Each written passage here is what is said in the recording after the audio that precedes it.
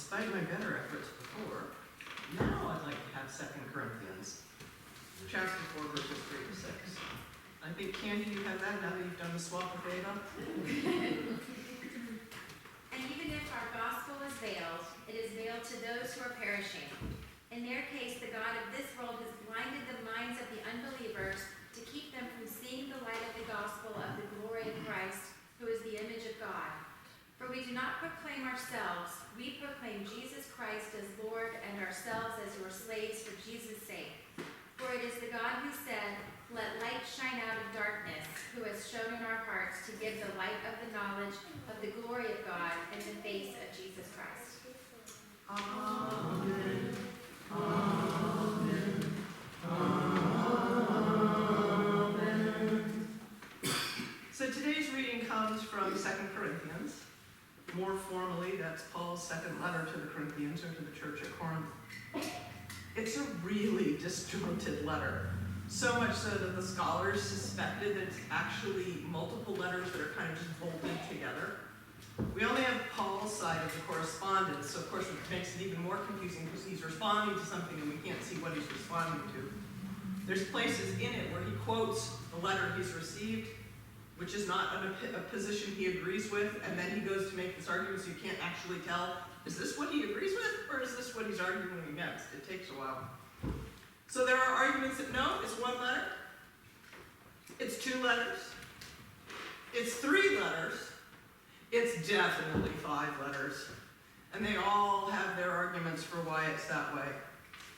But everyone definitely agrees that the letter is all over the place, kind of like the church in Corinth. So Corinth is in Greece. It's a city that is built on this really narrow isthmus, so like a little strip of land. Now the ships can take a long way around, and it's a pretty treacherous sailing passage.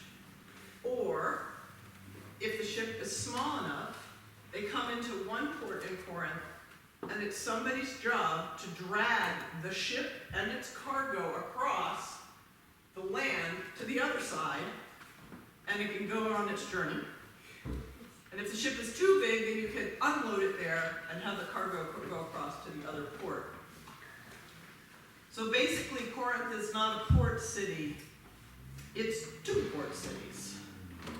So there are twice the number of people away from home, looking for a good time, and trying to make a living, and trying to raise kids in this crazy town. And Paul, being Paul, thinks to himself, you know what? This would be a perfect place to start a church. And he does not shy away from challenges. Fortunately, because the Corinthians challenge him from the beginning. That church is not interested in nuance. They want to know if they can eat the meat sacrificed to Roman gods. They are practical, down-to-earth questions, and their people and their questions are about meat offered to idols, and sleeping arrangements, and who gets to eat the good stuff at their church potlucks.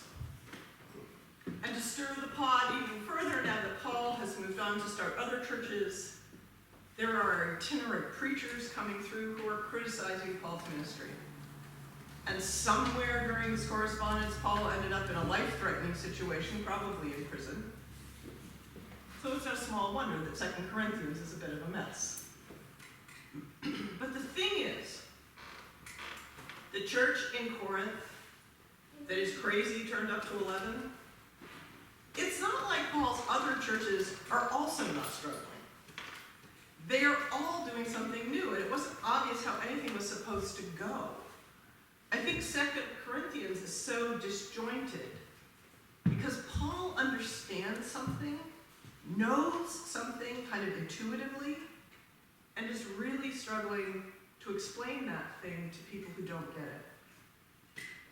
Now, in my corporate career, I will acknowledge, I was a really good manager. Especially for kids in their first job right out of college. But I was terrible at teaching people how to be a manager. Because it was so instinctive for me, right? Someone I was teaching would ask me about some situation, and I would tell them what to do.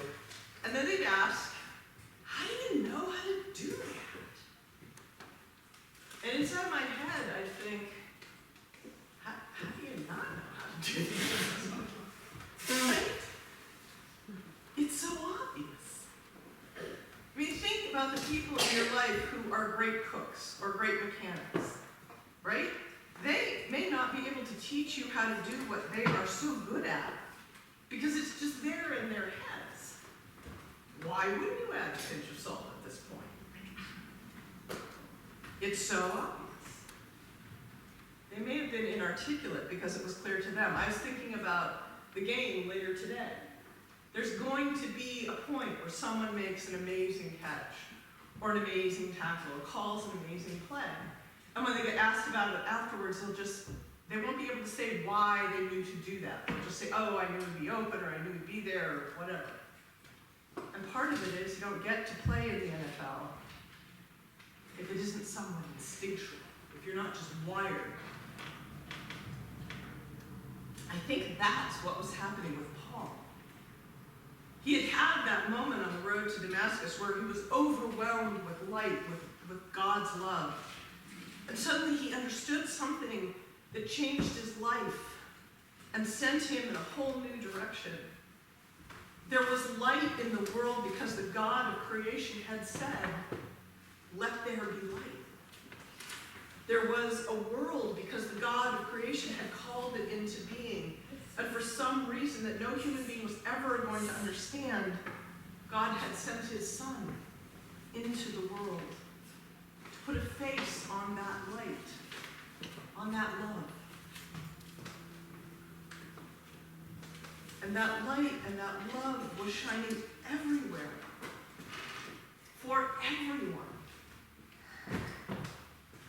It was woven into the world. We had missed it. We had gotten tangled up in trying to live by laws that God had only intended to be guides to get us headed in the right direction. You know, love God, love your neighbor. But the light was there. And the people who couldn't see it either needed it pointed out to them. They needed to hear Jesus' story.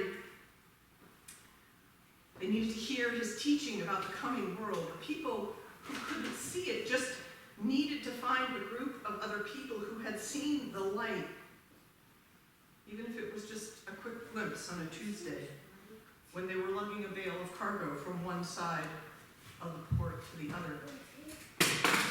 They just needed a group of people to get together who would say things like, you know, when the kids were running around in the social hall with their superhero cape on, getting ready to battle for justice, I saw the light. You know, when we were struggling to explain how we understood last week about not paying a kid to shovel a neighbor's driveway, yeah, I saw the light. I saw the light when Nancy and Linda and Megan just laughed and went to re-inventory the take-home meals when Sue moved them from one freezer to another because she needed to unplug the first freezer because the floors got, you know how that story goes. I saw the light. It wasn't like standing on the mountaintop with Jesus and Moses and Elijah and Peter and James and John and hearing God say, this is my son marked by my love. Listen to him. But it kind of was. Because we all had a choice to see the light or to let the veil come down and diminish the light. And we chose to see the love. And because we chose to see the love, we saw the love. And we were transformed by the love. And it was easier to point it out to other people. I do get why Paul's all over the place. It's a hard thing to explain, especially when people are accusing you of building yourself up when you have been killing yourself to point away from your business and point toward the light that you see so plainly. We too may be all over the place when someone asks us why we believe, why we are people of faith, why we take 6 weeks to somberly reflect on how poorly we are doing following Jesus' teaching, as we will do during the coming weeks of Lent. Because it's a hard thing to explain. that the world is made out of love. Despite all the miserable things that we do to each other and to nature, despite the reality of life miles away from the mountaintop, despite the people who talk about Jesus and seem to never have encountered one morsel of love for God or love for neighbor, and who give Christians a really bad name. Despite all that, I know I've seen the light, I've seen the love, and I have to keep pointing to it. Because that's kind of what the light makes you do once you've seen it. Even if you're all over the place. Which I certainly am today. Amen. So, I'm going to ask Sanjay to play the next hymn. It's a Greek Orthodox chant for the Feast of the Transfiguration. And it's a very ancient piece. And part of what I was hoping, or what I was thinking when I picked it, was so different from anything we're used to. And it might be one of those chances where we could get to see the love.